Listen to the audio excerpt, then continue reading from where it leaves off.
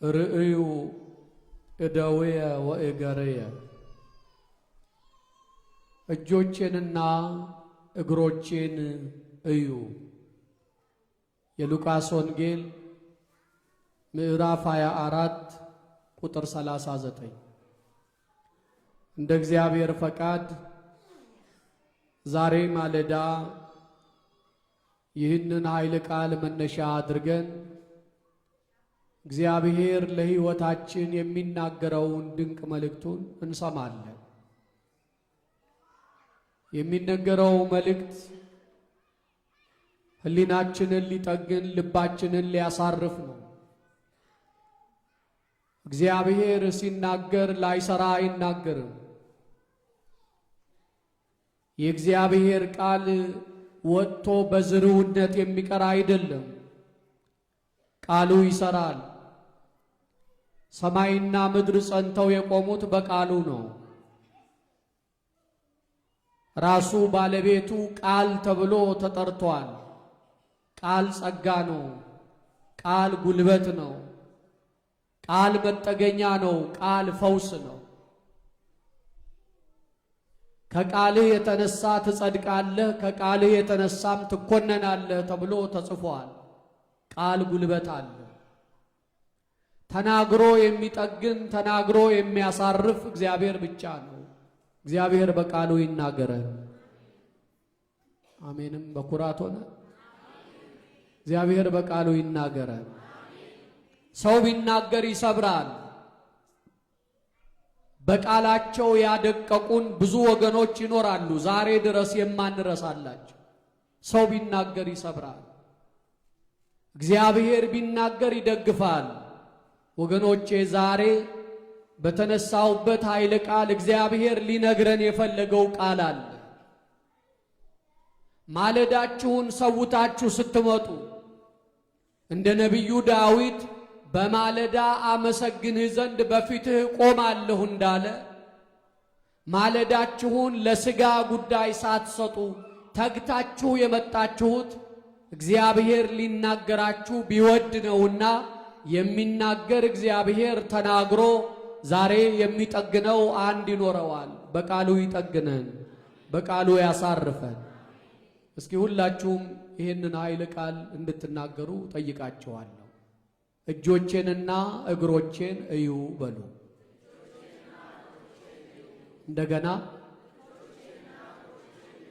እንደገና ይሄ ቃል የሚገኘው በሉቃስ ወንጌል ምዕራፍ 24 ቁጥር 39 ላይ እጆቼንና እግሮቼን እዩ ብሎ ይጋብዛል። ጌታችን ኢየሱስ ክርስቶስ። ለምንድነው ደምግባቴን እዩ ያላለው?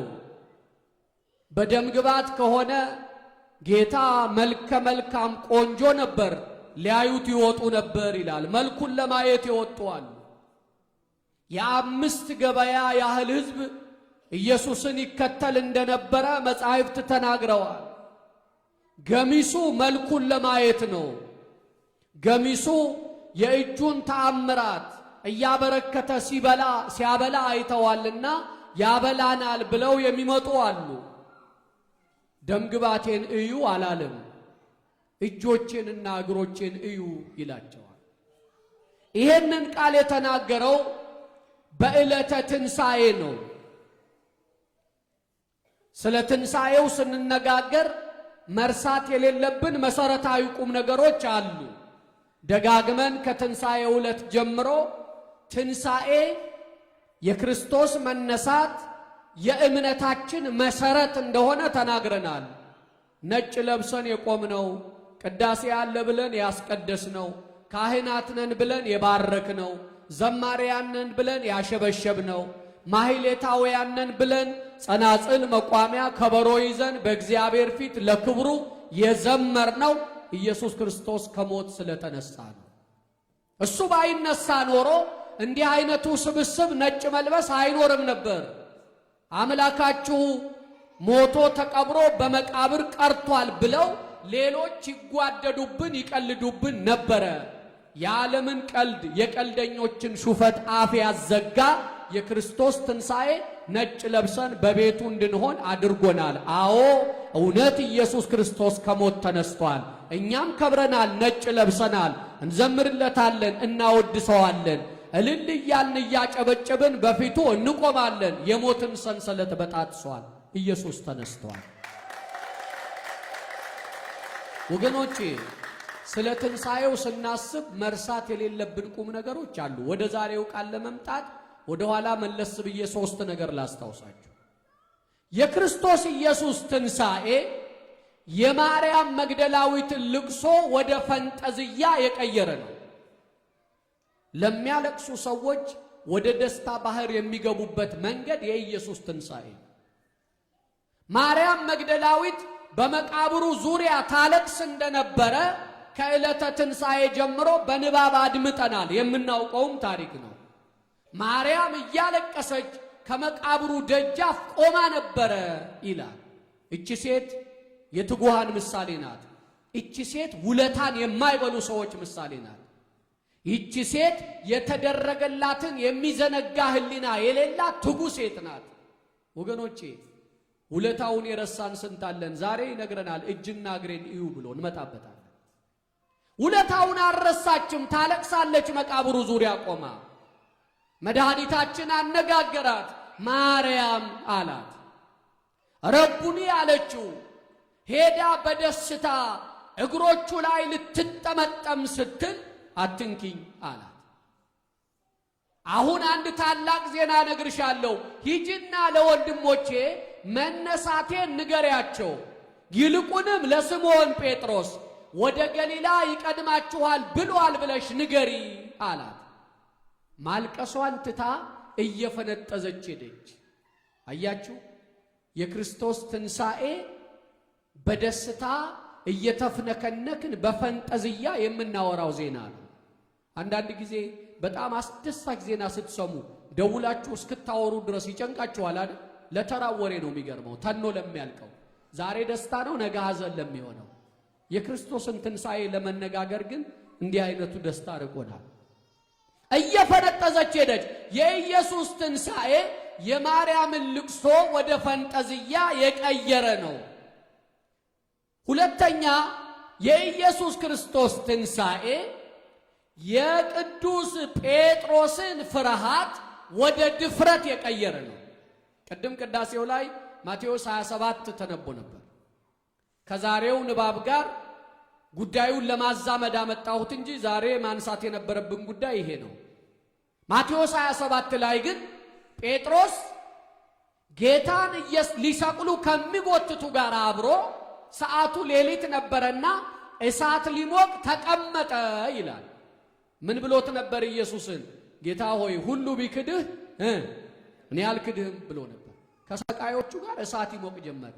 አንዳንዴ የወሰናችሁትና የምትኖሩት ተራርቆባችሁ ያውቃል? ልባችሁን መልሱ። ምንወስነው ሌላ ነው፣ ምንኖረው ሌላ ነው። ምን አለ ቅዱስ ጳውሎስ?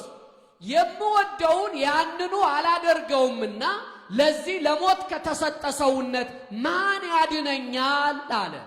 እምንወደውን እንዳናደርግ እያደረገ የወደድነውን እንዳንሰራ እያደረገ የሚጎትተንን መንፈስ የሚሰብርልን የክርስቶስ ስም ብቻ ነው። ይስበርልን። አሜን በሉ። የወደድነውን እንድንኖር ጸጋ ይስጠን።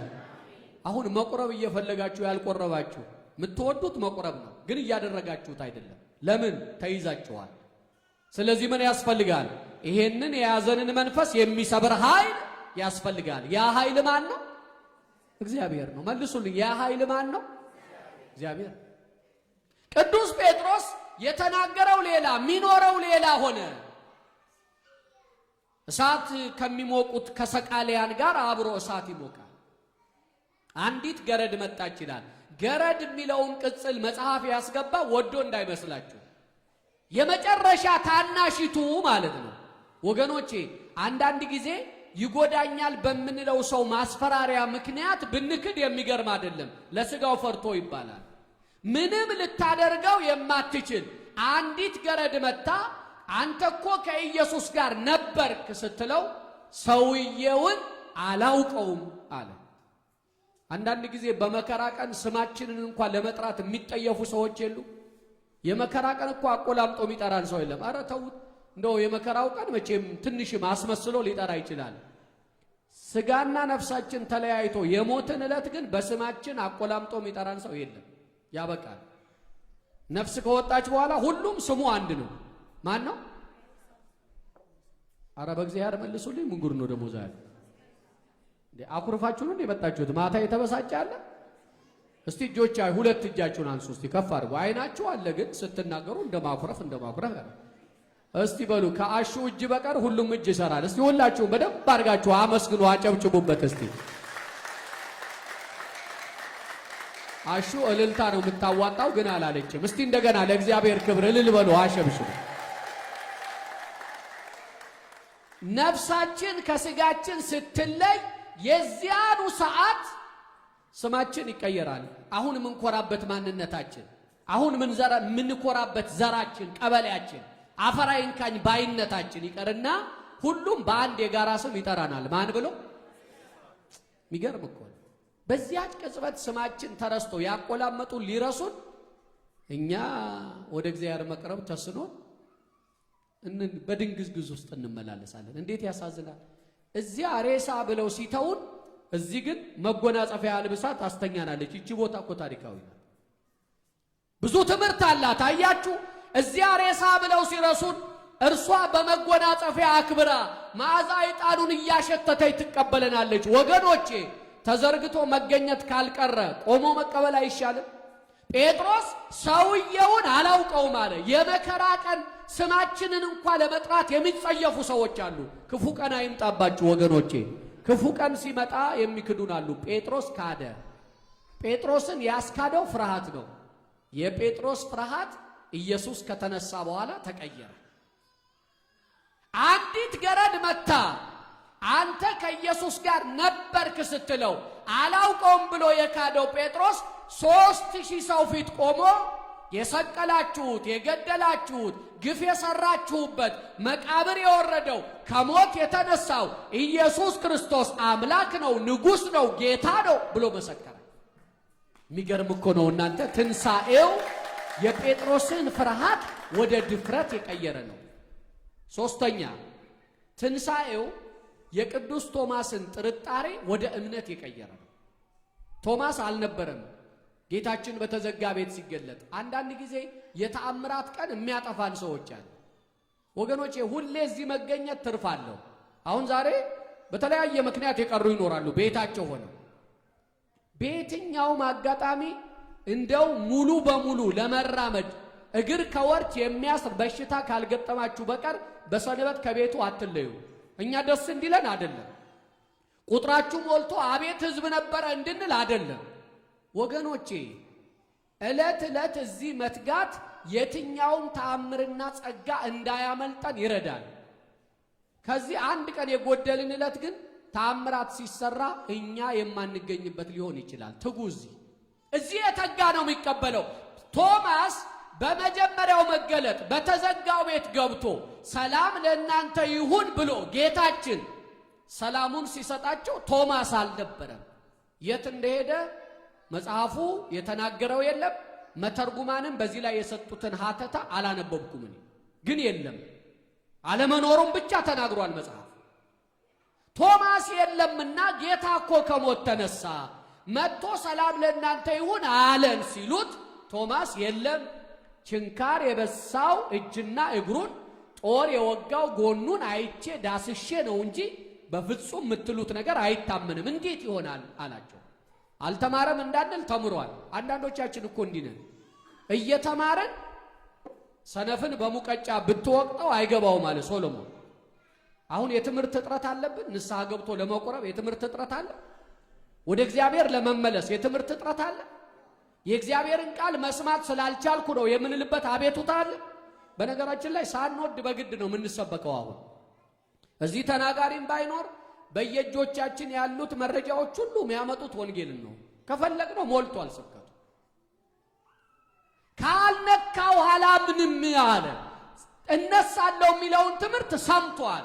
እየሰማን አንዳንድ ጊዜ ሁኔታዎችን በአሜን ለመቀበል ምንቸገር ሰዎች አለን ወገኖቼ። ህሊናችንን በእምነት ቅቤ ካላለሰለስ ነው ደንዳናው ልባችን የእግዚአብሔርን ነገር ለመቀበል ይቸገራል። እግዚአብሔር በእምነት ያለስልሰን። አሜን በሉ። የእምነት ሰዎች ያድርገን። ሐናና ኢያቄም አልወለዱም። ዛሬ ወደ ቤተ መቅደስ መግባቷን እናስባለን። ልደቷ ሰሞን ላይ ስላለን እንከልሰው። ሐናና ኢያቄም አልወለዱም። መውለድ ደግሞ የእግዚአብሔር ስጦታ ነው። ልጅ ማግኘት ከእግዚአብሔር ነው። አንድ የማህፀን ስፔሻሊስት ምን አለ? በተፈጥሮ ሰው የሚባለው ፍጥረት ወላድ የሚባል አይደለም ማለት። በወላድነት በሳይንስ እኛ ባለን ጥናት በወላድነት ሰውን የሚበልጡት እንስሳት ናቸው ማለት። እውነቱን ነው። አሁን አንድ ድመት አንዴ ስትወልድ ስንት ነው የምትወልድ? እንግዲህ እናንተ ይሁት የውሾቹንም አስቡ። ሰው ደግሞ እንደው አንዳንዴ በተአምራት ሀገራችንም አልፎ አልፎ ይፈጠራል።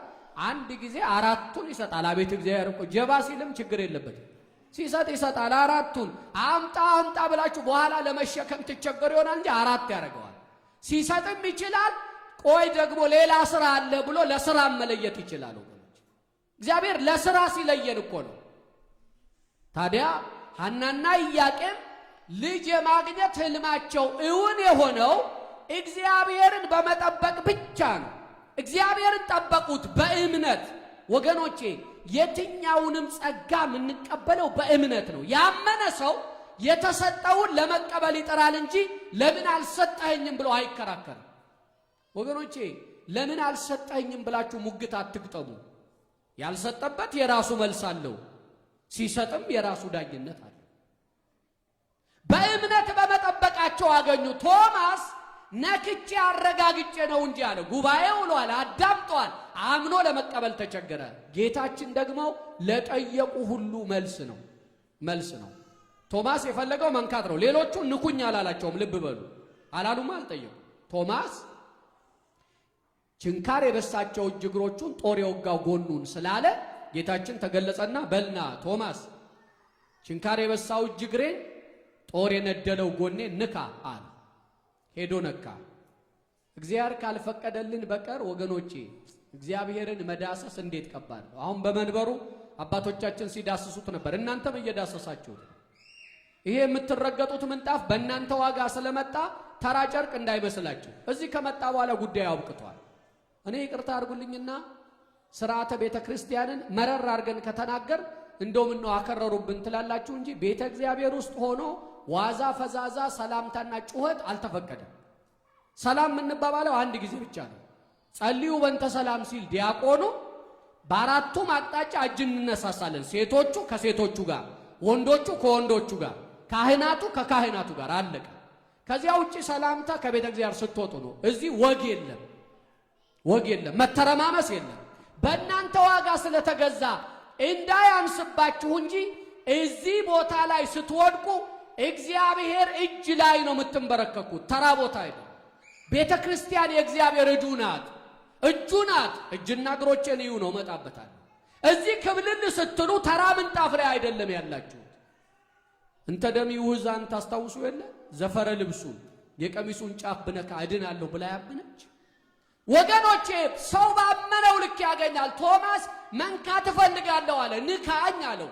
ለካ መንካትም ሲፈቀድልን ነው። እዚህ የገባ ነው እግዚአብሔር ስለማረን ስለፈቀደልን እንጂ በብቃቱ የገባ አንድም ሰው የለም። ብቃታችን አያቆመንም። እግዚአብሔር እየሞላ ነው የሚቀበለን። ብቃት የለም። እርሱ እየሞላ አንዳንድ ሰው ቆይ እስክበቃ እስክመለስ ሁኔታዎች መልክ እስከሚይዙ ይላል። ወዳጄ አንተማ ለዘላለም አንቺም ለዘላለም እኔም ለዘላለም ብቁ የምንሆንበት ችሎታ የለንም።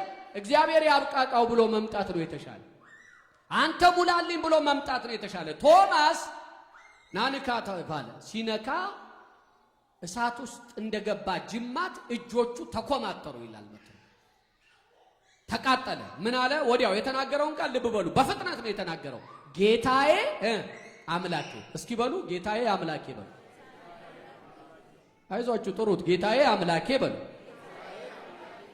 የቶማስን ጥርጣሬ ወደ እምነት የመለሰ ነው። የማን ትንሣኤ? የኢየሱስ ክርስቶስ ትንሣኤ። አራተኛው ላይ ልምጣ ወደ ዛሬ።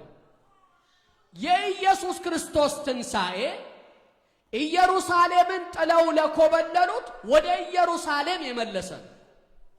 ኢየሩሳሌምን ጥለው ወጡ ሁለት ባልንጀሮች ሉቃስና ቀለዮጳ። የዛሬ ሳምንት የተነሳው ወንጌል አብረው ይሄዳሉ። እነዚህ ባልንጀሮች የሚያስቀና ነገራቸው መንገድ ላይ ይጨዋወቱ የነበረው የጌታን ነው። ይሄ የሚያስቀና። አሁን ብዙ ባልንጀሮች ስትገናኙ ምንድነው ወጋችሁ? ምንድነው የምትነጋገሩት? እንደው ከመጽሐፍ ቅዱስ ጥቅስ አንስታችሁ እንደው እኮ ቅዱስ ጳውሎስ ያለው ቃል አይገርምሽም?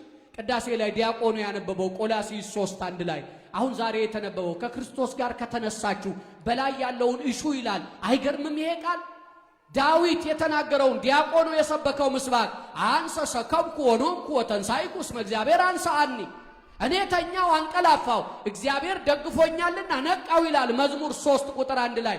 ይሄ ቃል አይገርምም? እየተባባላችሁ ነው የምትመለሱ። አቤት ቢሆን እንዴት ደስ ይላል። እኛ እኮ እንኳን ደጅ ተገናኝተን እዚህ ምን ጀምረውን እዚህ ሆነን እኮ አቤት እግዚአብሔር ግን ምህረቱ እኔ ቢደንቀኝ ምህረቱ የኛ አይደለም የሚገርመኝ። እኛ እየተገለማመጥን ከኔ በላይ ላሳር እያልን እየተገፋፋን በቤተ እግዚአብሔር መሆን የማይገባውን እያደረገን እግዚአብሔር በትዕግስቱ ይዞን ይቆማል። የሚገርመኝ የሱ ቸርነት። እነዚህ ሰዎች ስለ ጌታ ይነጋገራሉ፣ ጌታ ደግሞ አብሯቸው ይጓዛል ይላል። የሚደንቀው ይሄ ነው ወገኖቼ። የእግዚአብሔርን ብቻ እቤታችሁ፣ ስራ ቦታ፣ በጎዳና በመኪና ስትገቡ ስትወጡ የእግዚአብሔርን ቃል ብቻ ብትጫወቱ እውነት እላችኋለሁ ጌታ ኢየሱስ አብሯችሁ ይሆናል። እኛ አሁን አብሮን ያለው ሌላ እየሆነ እኮ የተቸገርነው። ሌላውን ደግሞ ጠርተነው ነው የመጣው። ሳንጠራው አልመጣም። ማርያምን ነው የምላችሁ። ለሱ ጠበቃውኛ አይደለም። ሳንጠራው አልመጣም። ደግ ካወራን የእግዚአብሔርን ቃል ከተወያየን ማን አብሮን አለ? እግዚአብሔር። የሱን ቃል ትተን ሌላ ካወጋን ማን አለ አብሮ? ሰማይ ጠሬ። እንደዛ ይሻላል። ሰማይ ጠሬ። አያችሁ፣ አብሯቸው ምንድነው የምትነጋገሩት አላቸው። እነርሱ መለሱ፣ ሰሞኑን እኮ በኢየሩሳሌም ይሄ ሆኗል ያ ሆኗል ተረኩልን። ማታ ቀርቧልና ከኛ ጋር እደር አሉት። እሱ ከነቢያት ከመዝሙራት እየጠቀሰ እየተረጎመ አስተማራቸው። እቤት ግባ አሉት። ወደ ቤት ገባ። ማዕድ ቀረበ። እንጀራውን ባረከላቸው ይላል። ጌታ ማዕዳችንን ይባርክልን። ዓይን የሚገልጥ እንጀራ ያርግልን። ልብ የሚመልስ እንጀራ ያርግልን። የቤቱም እንጀራ ልብ የሚደፍን ሆነ። ባረከላቸው። በጸሎት እንበላለን ቤት። ይሄ ልምምድ አለ ሳይቋረጥ። እኛማ ቄሶቹማ ያለን ቀን አማራጭ የላችሁም። ምን አማራጭ አለ ያለን? እኛውን አንቆመን በስመ አብ ወወልድ በሉ በጋራ አቡነ አባታችን አቤት ደስ ስንል ያለን እኛ የመጣለት ደስ ትላላችሁ። ያ ግን አብሮ አለ። ያለ ጸሎት አይበላም። አጠገባችሁ ያሉ ልጆቻችሁ ንገሯቸው። ያለ ጸሎት ስመ እግዚአብሔር ሳይጠራ ምስጋና ሳይቀርብ ማዕድ አይቆረስም። እንጀራ ቆርሶ ሲሰጣቸው ዓይናቸው ተገለጠ ይላል። እያዩ ነው የመጡት። እንግዲያው መንገድ ላይ እያዩ አልነበረ? ዓይናቸው ተገለጠ። ይሄ አይደለም፣ ይሄማ አሎሎ መስሎ ቢገላበጥ ምን ዋጋ አለው? ዓይን እንዳሎሎ ቢንከባለል ቢደነቅ እንደ ባውዛ ቢያበራ ለዘፈን ማጎላመሻ ካልሆነ በቀር ርባና የለውም። የልብ ተዘግቶ ላይኛው ቢንከባለል ምን ዋጋ አለው? የልብ ዓይን ሲከፈት ኢየሱስን ያያል። የልብ ዓይን ሲከፈት መስቀሉን ያያል። የልብ ዓይን ሲከፈት ንስሐ እንገባለን። የልብ ዓይን ሲከፈት ሁሉን እንወዳለን። የልብ ዓይን ሲከፈት በእምነት እንበረታለን። ዓይናቸው ተገለጠ። ከዚያስ ወደ ኢየሩሳሌም ተመለሱ ይላል። አያችሁ፣ የኮበለሉትን መጽሐፍ እኮ ያለው እውነት ነው ተነስቷል ብሎ ሲያስተምራቸው ኮብላዮቹ ወደ ኢየሩሳሌም ተመለሱ። ወገኖቼ ኢየሩሳሌምን ለቆ ወደ ኤማሁስ መሄድ ከመጨነቅ ከመጠውለግ በቀር ሌላ ትርፍ አያመጣም። ሰላማችን ኢየሩሳሌም ናት። ኢየሩሳሌማችን ቤተክርስቲያናችን ናት። አሁን እቺ ቤተክርስቲያን ባትኖር እኔ በብዙ ነገር ያለው መቼም አሜሪካ ውስጥ ቤተክርስቲያን የአምልኮ ስፍራ ብቻ አይደለችም። መዋደጃ ናት። ማህበራዊ አኗኗርን የምናይባት ናት። እርስ በርስ የምንጠያየቅባት ናት። ብዙ ነው ትርፏ እዚህ። እቺ ቤተክርስቲያን ባትኖር፣ እቺ ኢየሩሳሌም ባትኖር ምን ይውጠን ነበር? እቺ ኢየሩሳሌም የሁሉ መጠቅለያ ናት ወገኖቼ። ወደ ኢየሩሳሌም ተመለሱ ይላል። አሁን ወደ ንባባችን ልንመጣ ነው። ወደዚያች ቃል ኢየሩሳሌም ተመለሱና 11ዱንና ከነርሱ ጋር የነበሩት ሁሉ በአንድነት ተሰብስበው አገኟቸው። እነዚያ ሁለቱ መጡና እናንተ አሏቸው ጌታ በእውነት ተነስተዋል ለስምዖንም ታይቷል የተባለው እርግጥ ነው ጌታ በእውነት ተነስቷል ብለው ትንሣኤውን አረጋገጡ። ይሄንን ሲነጋገሩ ይሄንን ሲወያዩ ይሄንን ሲመካከሩ ጌታችን በመሃላቸው እንደገና ገባና ኤማውስ ጥለውት መጥተው ነበር። አያችሁ ጌታ እኮ እዚህ አለ እዚህ የለም አይሉትም፣ በሁሉ ቦታ አለ። መልሱልኝ፣ እግዚአብሔር የሌለበት ቦታ አለ? አሁንም መልሱልኝ ባካችሁ፣ እግዚአብሔር የሌለበት ቦታ አለ? እስቲ ምሉ በኩለሄ በሉ። ምሉ በኩለሄ በሁሉ ቦታ የመላ በሉ። ሴቶች ብቻ በሁሉ ቦታ የመላ፣ ወንድሞች ብቻ በሁሉ ቦታ የሞላ። አደና ነው እናንተ። በሁሉ ቦታ ማን ነው በሁሉ ቦታ የሞላ? እግዚአብሔር እዚህ አለ። እቤታችሁስ? እግዚአብሔር ቤታችሁ አለ። መስሪያ ቤትስ? እግዚአብሔር መስሪያ ቤት አለ። ጎዳና ላይስ? እግዚአብሔር ላስ ቬጋስ አለ። ዋሽንግተን ዲሲስ? እግዚአብሔር ዋሽንግተን ዲሲ አለ። ካሊፎርኒያስ? ካሊፎርኒያ አለ። ኢትዮጵያስ? የሌለበት ታምናላችሁ? ይሄ ስለምፈልገው ነው፣ መልሱልኝ። ታምናላችሁ? ታዲያ ቤተ እግዚአብሔር ስንመጣ የምናሳየውን ደግ ጠባይ ለምን ቤታችን አናሳይም? ለምን ስራ ቦታ አናሳይም? በእርግጠኝነት አሁን እዚህ ቦክስ ትጋጠማላችሁ። የታባሽ ብላችሁ ቦክስ ትጋጠማላችሁ።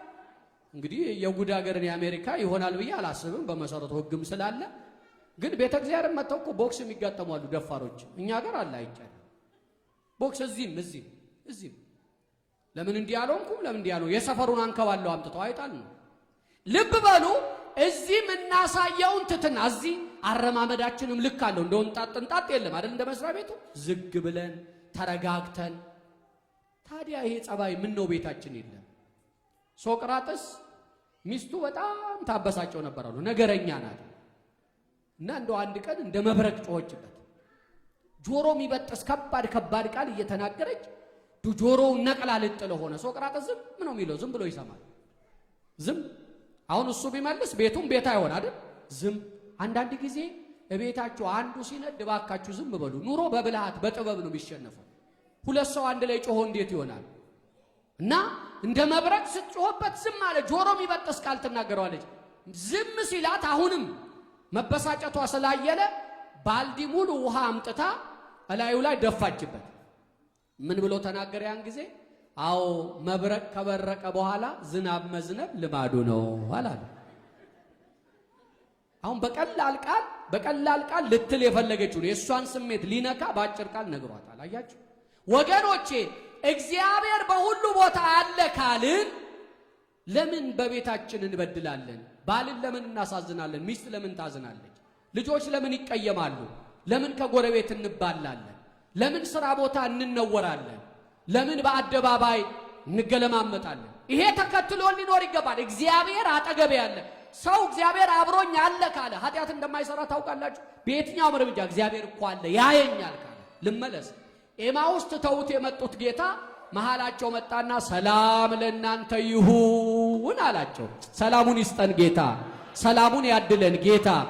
የተሰበሰቡበት መሃል ገብቶ እቤታችሁ ጌታ ይቅደም፣ ሰላም ይስጣችሁ፣ ወደ ማጀታችሁ ይምጣ፣ ሰላሙን ያድላችሁ። በዚህ አውደ ምህረት ሰላም ይሁን፣ በእናንተ ህይወት ሰላም ይሁን። ቤተ ክርስቲያን አዋጇ ነው፣ ሰላም ለኩልክሙ። ሰው ቅዳሴ ያስቀድሶችን ቃል ብቻ በመስማቱ እኮ ሰላማዊ ሆኖ መኖር ይችላል። እኔ ቤተ ክርስቲያን ቤት ሰላም ለኩልክሙ ብቻ ነው የሚሉት ቄሶቹ። በቃ ሰላማዊ ብሆን ብሎ እኮ የሰላም ሰው ይሆናል። ይሄንን እንኳን ቃል ሰምተን ወደ ሰላም፣ ወደ እርቅ፣ ወደ ፍቅር፣ ይቅር ወደ ማለት፣ ወደ መቀራረብ መምጣት አለብን። ሰላም ለእናንተ ይሁን አላቸው። ሰላም ካላቸው በኋላ መንፈስ ያዩ መስሏቸው ደነገጡ ይላል። አቤት አመላቸው! እንደኛ ነበሩ እነሱ። እናንተ እንደኛ ነበሩ። ለማርያም ነግሯል፣ ለጴጥሮስ ተነግሮታል፣ ለስምዖን ታይቷል። መላእክት ሕያው ከሙታን መሃል ለምን ትፈልጉታላችሁ ብለው መስክረዋል። ይሄ ሁሉ እየተነገራቸው ጌታ ሲገለጥ እንደገና መንፈስ ያዩ መሰላቸው። እኛም እኮ እንዲህ ነን። ትናንት ተነግሮን ዛሬም አዲስ ነን፣ ዛሬም ሰምተን ነገም አዲስ ነን። እኛ እነሱን ነን፣ እነሱም እኛን ናቸው። መንፈስ ያዩ መሰላቸው። ይሄን ጌታ ምን አለ? መንፈስ እያያችሁ አይደለም፣ ርእዩ እደውየ ወእገርየ፣ እጆቼንና እግሮቼን እዩ። ለመንፈስ ስጋና አጥንት የለውምና ይሄው ችንካር የበሳው እጄን፣ ይሄው ችንካር የበሳው እግሬን ተመልከቱ አላቸው። እንዲያውም ቀጠለና አንዳች የሚበላ አላችሁ አላቸው። መንፈስ አይተናል ስላሉ መንፈስ እንዳልሆነ ሊያረጋግጥ የሚበላ አላችሁ አላቸው። የተጠበሰ አሳና የማር ወለላ ሰጡት ይላል። የማር ወለላ ስፍፍ ያለውን ሰጡት። ለወትሮ 6ቱን አስቀምጦ 6ቱን አቁሞ ይመገብ ነበር። አሁን ግን እነዚህ 11ዱ እንደቆሙ የሰጡትን በላ ይላል። መንፈስ እንዳልሆነ እንዲያረጋግጡ ነው እንጂ ከትንሣኤ በኋላ መብላት መመገብ የሚባሉ ስጋዊነቶች የሉም። ልመለስ። እጆቼንና እግሮቼን እዩ አላቸው። መጀመሪያ ቶማስ እንዳስ ብሎት ነበር ብለናል አይደል? አሁን ደግሞ እጆቼንና እግሮቼን እዩ አላቸው። ለመሆኑ የጌታን እጅና እግር ቢያዩ ምን እንዲማሩ ፈልጎ ነው? መንፈስ እንዳልሆነ እንዲያረጋግጡ ነው ለጊዜው። እኛ ይሄ ትእዛዝ ተሰጥቶናል፣ እጅና እግሩን እንድናይ። ይሄ ትእዛዝ የነሱ አይደለም የኛም ነው። የጌታን ምንና ምን እንድናይ? እጅና እግሩ። ወገኖቼ የጌታን እጅና እግር ያየ አይን ቢያንስ 3 ነገር ያያል። የመጀመሪያው የፍቅርን ዋጋ ያያል። እጅና እግሩ ላይ የፍቅር ዋጋ ተጽፎበታል። አንዳንድ ጠባሳ በተለያየ ምክንያት መቼም ጠባሳ ይመጣል አይደል? ጠባሳ ይመጣል። አሁን በዚህ ዘመን ስክን ሳይል እንደው በወጣትነቱ ከበር መልስ እየጠጣ ያዋክብ የነበረ ሰው እንደው በጠርሙስ እንደው መላ ብለውት አጋጣሚ ተገብጦ ግንባሩ ተገምሶ ጠባሳ ቢኖርበት በመስተዋት ባየው ቁጥር የሚያስታውሰው ያንን ጊዜ ነው አይደል? አይ እንደው ይሄንን ፊቴን እኮ እንዲህ አድርጌው ይላል። የት ነው የሚወስደው ህሊናው? እዚያ ስካር ቦታ። ጠባሳው የስካር ቦታ ነው። የስካር ቦታ ነው። ቤተ እግዚአብሔር ተገኝተን መዓዛ ዕጣኑን ስናሸት የሰማዩን ደስታ እንድንረዳ በአንጻር እንደሚያሳየን እጆቼንና እግሮቼን እዩ አለ። እዚህ ስንመጣ እጅና እግሩን ልናይ ነው ወገኖቼ። የትኛውም ስብራት፣ የትኛውም ጠባሳ፣ የትኛውም መወጋት የሚያስታውሰው መልእክት አለ። የጌታ እጅና እግር ግን የፍቅሩን ዋጋ ያሳያል። በነገራችን ላይ አሹን እግዚአብሔር ደግፎልን ቀና አደረገልን፣ ጠገነልን።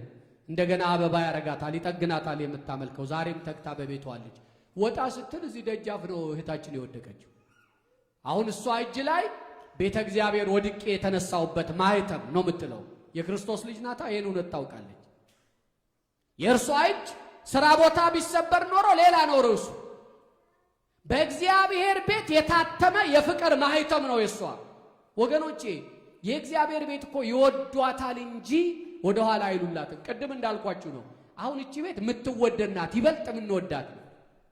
የወደድናቸው ወላጆችን አጅባ የሸኘች እቺ ቤት ትወደዳለች እንጂ ትጠላለች?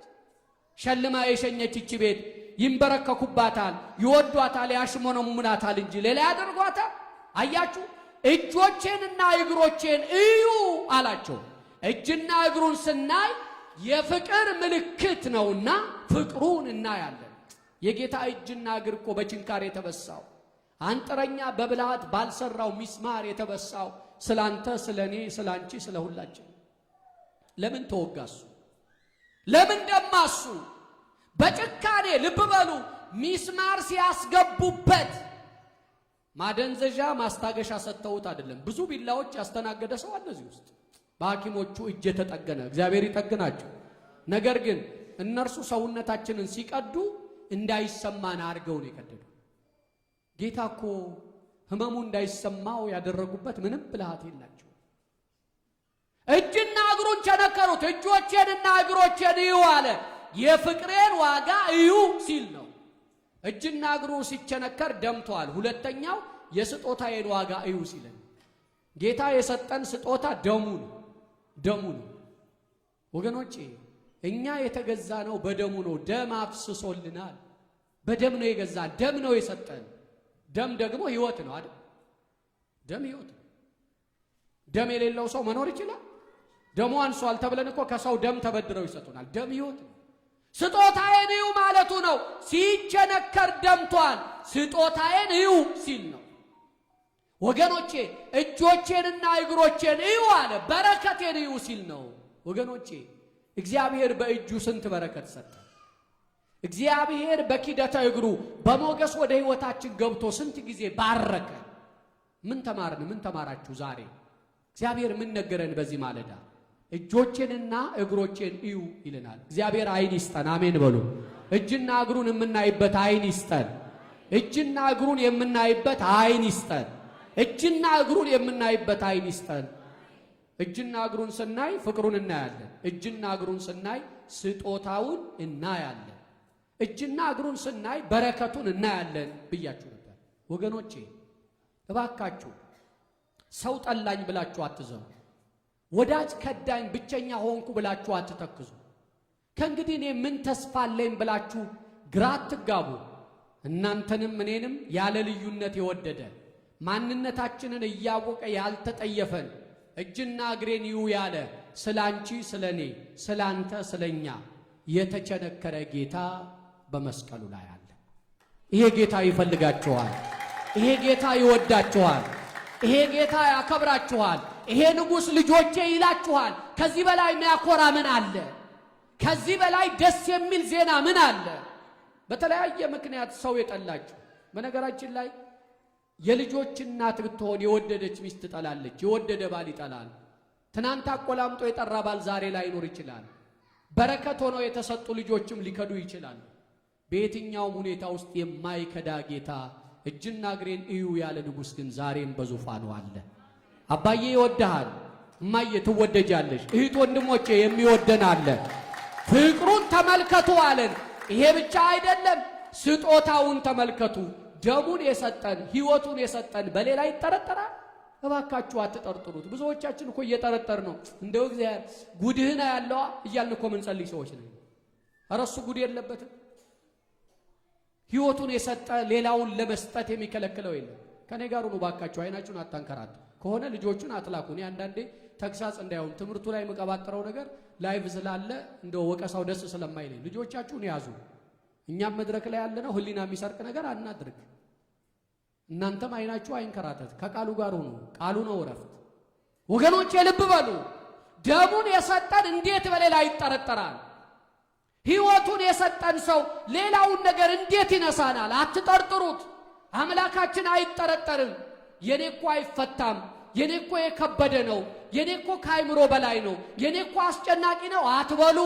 አይጠረጠርም። በውኑ እኔ እግዚአብሔር የሚያቅተኝ ነገር አለን ይላል። ምን ያቅተዋል እሱ? ምን ይሳነዋል እሱ? እማይሳነው አለና አትጠርጥሩት። ህመም ነው ያርቀዋል፣ ኪሳራ ነው በበረከት ይመልሰዋል፣ ግራ መጋባት ነው ውሉን ያሳየናል፣ የቀን ጨለማ በላይ ነው ብርሃኑን ያመጣዋል፣ ይቻለዋል። ሶስተኛው እጆቼንና እግሮቼን ይዋለ የሰጠዋችሁን በረከት ይዋለ። አሁን ምን ኖረው እኛ ስለደከምን ስለሰራን ነው። ዘመዶች የሚያኖረን እኮ በረከቱ ነው። አሁን እዚህ ውስጥ የተረፈው ሰው አለ? ተርፎን ነው ምን ኖረው የሚለኝ ሰው አለ? ኧረ በፍጹም፣ ኧረ በፍጹም። የሚያኖር እኮ አንዳንድ ጊዜ እጆቻችሁ አጥረው አሁን ቀጣይ ወር እንዴት ነው የሚሟላው? እኔ አሁን አሜሪካ ያለው ሰው አይቸግረውም ብሎ እኮ ነው የሚያስበው። እዚያ ያለው ችግራችሁን ያወቅነው እዚህ ከገባን በኋላ ነው። እኛም የማናውቅበት ጊዜ አለ። እዚህ ያለነውም እኮ ይቸግራችኋል ብለን ለእናንተ መራራት መሳሳት አለብን። የሚያኖር በረከቱ ነው ወገኖች። እየኖራችሁ ያላችሁት በእግዚአብሔር በረከት ነው። የሚያኖረን በረከቱ ነው። የበረከት ጣቱ ነው። እጅና እግሩን እዩ፣ በረከቱ ይገባችኋል። ይሄንን እውነት ዛሬ እግዚአብሔር አስተምሮናል። ከሰማነው ቃል እንዳንጎድል እግዚአብሔር በቸርነቱ ይጠብቀን። ስለሰማነው ስለ አንዱ ቃል 30፣ 60፣ 100 ያማረ ፍሬ እንድናፈራ በቸርነቱ ያግዘን ይርዳን። የሁላችንንም ፍጻሜ እግዚአብሔር ያሳምርልን። አምላካችን እግዚአብሔር ከሁላችን ጋር ይሁን። ወስብሐት ለእግዚአብሔር።